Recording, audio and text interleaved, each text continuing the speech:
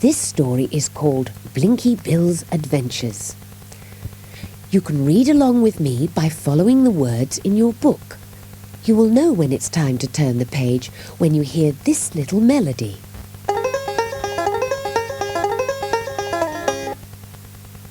Are you ready? Let's begin. It had been raining for days in the animal village, and there were mud puddles everywhere. The mothers and fathers were happy to stay in their warm, dry houses and read books or just talk to each other, but not the children. They were tired of staying inside and were starting to annoy their parents. At Blinky Bill's home, things were not very happy at all. Blinky's mother was tired and cross with him. "No," said Mrs. Koala, "you can't have another slice of cake. You've had 3 already." "Aw, Mum," whined Blinky, "can I have a biscuit?" "No, you've had 10 of those," snapped Mrs. Koala. If it hadn't been raining, Mrs. Koala would have sent Blinky out to play. But as she couldn't, she scratched her head and tried to think of something for him to do inside the house. So it was a great relief to everyone when Mr. Pelican the mayor splashed his way around the animal village carrying a very large old umbrella, crying, "Hear this! Hear this! There is to be a meeting at the town hall for all the children who want to come and listen to stories told by Mr. Wombat." Every tree, log, hole or nest in the village rang out with the sound of young voices yelling, "Yay! Great! Yippee! Yahoo!" as children ran out. Inside the town hall, it was very cosy. The room had a large stained glass window to let in light, and there was a small fire burning in the corner, keeping everything warm and dry. Pillows were scattered all over the floor, and sitting under the window in his rocking chair was Mr. Wombat. The door burst open, and all the children from the village ran in, shouting and laughing. "This one is mine," said Splodge Kangaroo as he hopped onto a gum leaf pillow. "And I'll have this one," said Marcia Mouse as she sank out of sight into a fluffy feather pillow. "I'd like this one," said Nutsy Koala, plopping down. Soon everyone was comfortable and the room became very quiet, with the exception of Blinky and Jacko Kookaburra, who were fighting over the big red pillow.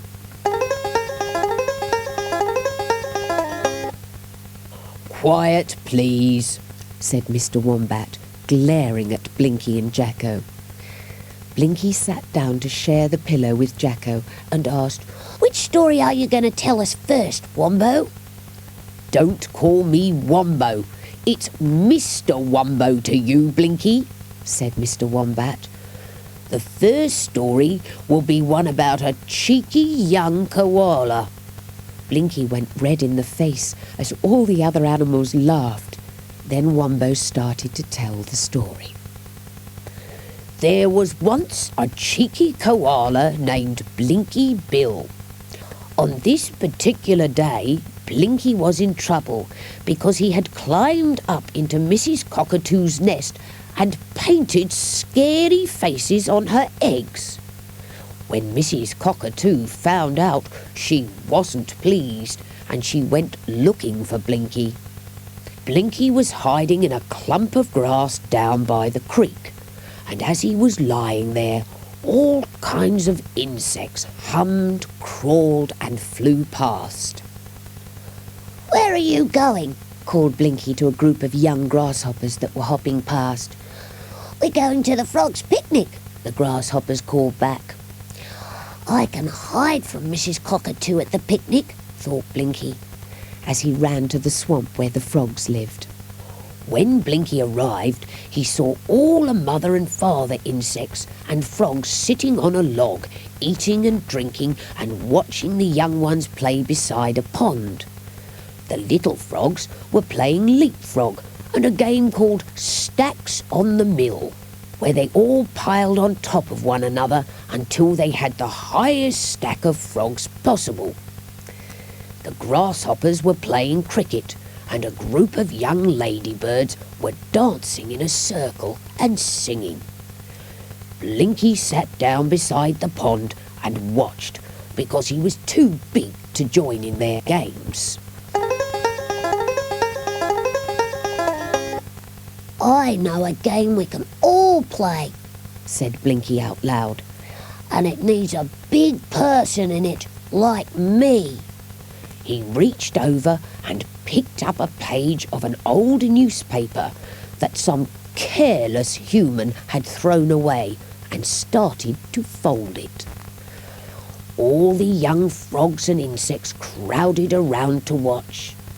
"Oh, it's going to be a boat," chirped a grasshopper. "and these are seats," said a frog as Blinky stuck sticks into the folded paper to keep the sides apart. "and that's the gangplank," said Blinky as he put the paper boat on the grass and leaned a stick up against it. All the young frogs and insects hopped and ran up the stick and were pushing and shoving each other, trying to get a seat. Soon there were insects sitting all around the sides of the boat, with a great big pile of frogs on the bottom. "OK, now we start the game," said Blinky, as he put the very crowded boat on the water and gave it a shove that sent it to the middle of the pond. All sorts of noises came from the boat. "Careful, sit down, watch out, Stop wobbling the boat." "I call this game Pirates," called Blinky as he dropped a big stone into the water near the boat. It made a huge splash, and the boat filled with water and sank. The frogs were all good swimmers and had played this game with Blinky before. "Help, help," they called as they splashed around, pretending to be afraid. "Help, help, we're being sunk by a pirate." But the insects hadn't played the game before and didn't know how to swim. "Help, help," they called, when the mother and father frogs realised the insects really were in trouble. They hopped into the water and carried them safely to shore. "Look what you have done," said an angry bunch of father frogs as they stood with their best picnic clothes dripping wet. "You have ruined the picnic." "I'm sorry," said Blinky. "You'll be sorrier when you get home," said a loud, squawky voice that belonged to Mrs. Cockatoo. She landed on the grass and strutted up to Blinky. I'm sorry about your eggs," said a very nervous Blinky. "Saying sorry is not enough, Blinky. I'm taking you home to tell your mother," said Mrs. Cockatoo, and marched Blinky off. "And that's the end of the story," said Mr. Wombat as he stretched his legs and yawned. "What happened to Blinky when he got home?" asked a young frill-necked lizard. "I don't think we should talk about that," said Mrs. Koala from the back of the room where she was standing with the other mothers. All the young animals looked around and saw that their mothers had set up a picnic lunch.